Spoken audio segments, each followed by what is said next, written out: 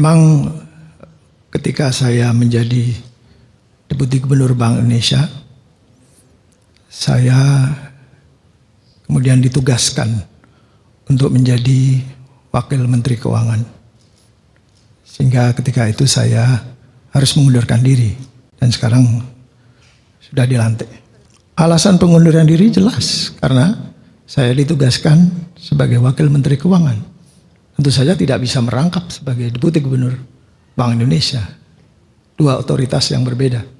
Cukup jauh-jauh hari, bukan mendadak. Betul.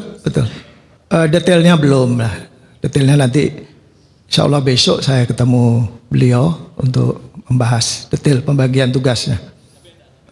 Enggak ada. Tapi intinya dari Presiden bahwa untuk mendorong pertumbuhan ekonomi, mencapai program-program pemerintah yang sudah dicanangkan, tentu saja perlu koordinasi antara kebijakan fiskal dan kebijakan moneter. Dan juga tentu saja kebijakan di sektor real, sehingga ini menjadi efektif di dalam upaya kita untuk mendorong pertumbuhan ekonomi ke depan. Selama itu kebijakan moneter saya itu di dalam wilayah Bank Indonesia ya.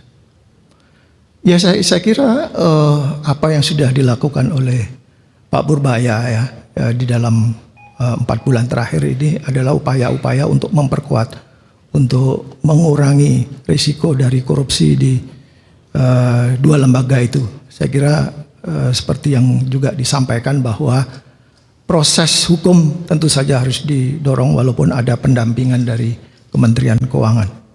Saya kira itu sudah langkah yang tepat ya.